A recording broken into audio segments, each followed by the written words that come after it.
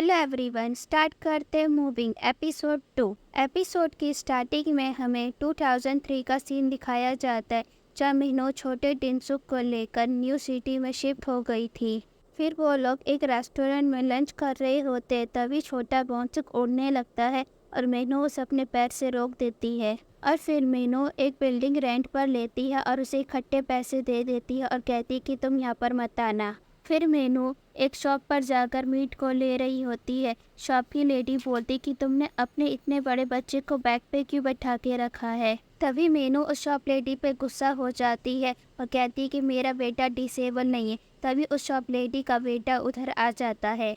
फिर वो खुद भी एक कैंडी लेता है और एक डॉनसुक को भी देता है। फिर मीनू यहाँ से जा रही होती है।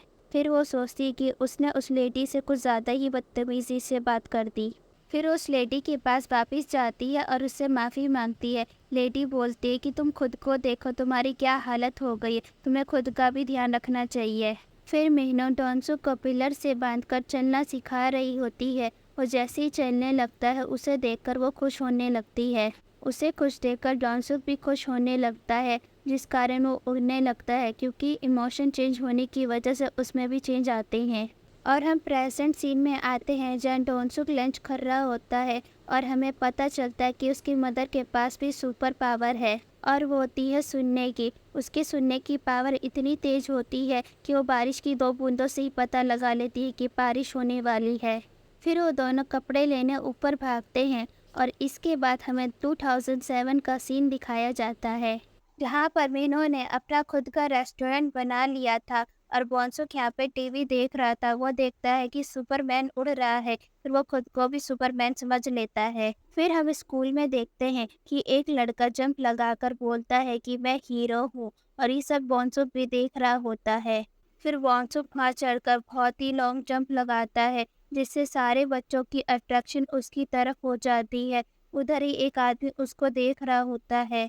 फिर रात में वही बच्चा उसकी तरह जंप लगाने की कोशिश करता है लेकिन उससे बहुत ज़्यादा चोट लग जाती है। फिर स्कूल टीचर बताती है कि उस बच्चे की बहुत ही हालत ख़राब है और मीनू उसके लिए माफ़ी मांगती है। फिर मीनू डॉनसुक को बाहर लेकर आती है और उसे समझाती है कि सुपर हीरो किसी को चोट नहीं पहुंचाते।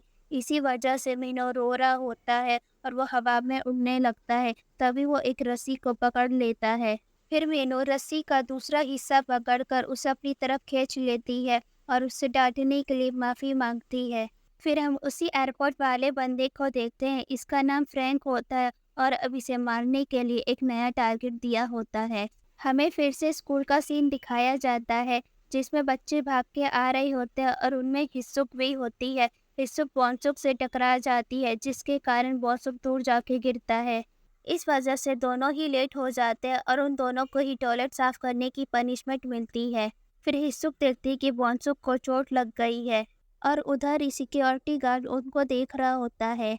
हम फिर से फ्रैंक को देखते हैं जो अपने टारगेट को ढूंढते हुए उसके पास पहुंच जाता है और उसका टारगेट वो आदमी अपने बच्चे की सारी फोटोज छुपा देता है और वो इलेक्ट्रिसिटी के ज़रिए पावर्स ले रहा होता है। और फिर हमें पता चलता है कि इसके पास भी सुपर पावर्स है जिस कारण बिजली की सप्लाई आना बंद हो जाती है और उस आदमी की भी पावर चली जाती है और फ्रैंक उस आदमी को मार देता है और उसकी पिक्चर्स लेने लगता है। लेकिन उस आदमी ने पहले ही अपनी बेटी की सारी फ़ोटोज़ जला दी होती है।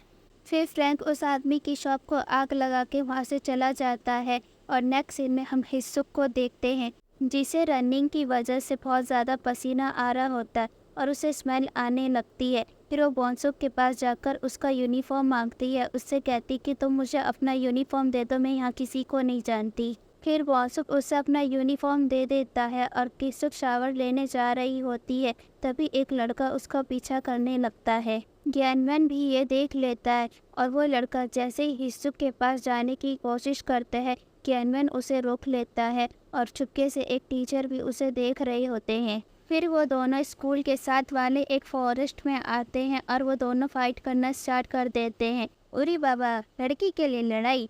फिर हमें यहाँ पे गैनमैन की पावर का पता चलता है जो काफ़ी स्ट्रॉन्ग होती है। इतनी ज़्यादा स्ट्रेंथ होती है उसमें कि वो एक पंच से ही एक ट्री को गिरा देता है। नेक्स्ट सीन में देखते हैं कि हिस्सू सावर लेकर आ जाती है और वो डॉनसुक से उसका नाम पूछती है और यहाँ पर इन दोनों की काफ़ी अच्छी दोस्ती हो जाती है। फिर हेसुक और डोनसुक दोनों साथ में ही जा रहे होते हैं और गेन्या उन दोनों को ही देख रहा होता है। फिर हम देखते हैं कि उस आदमी के मरने की न्यूज़ जोनसू और मिन्हो दोनों ही देख रहे होते हैं।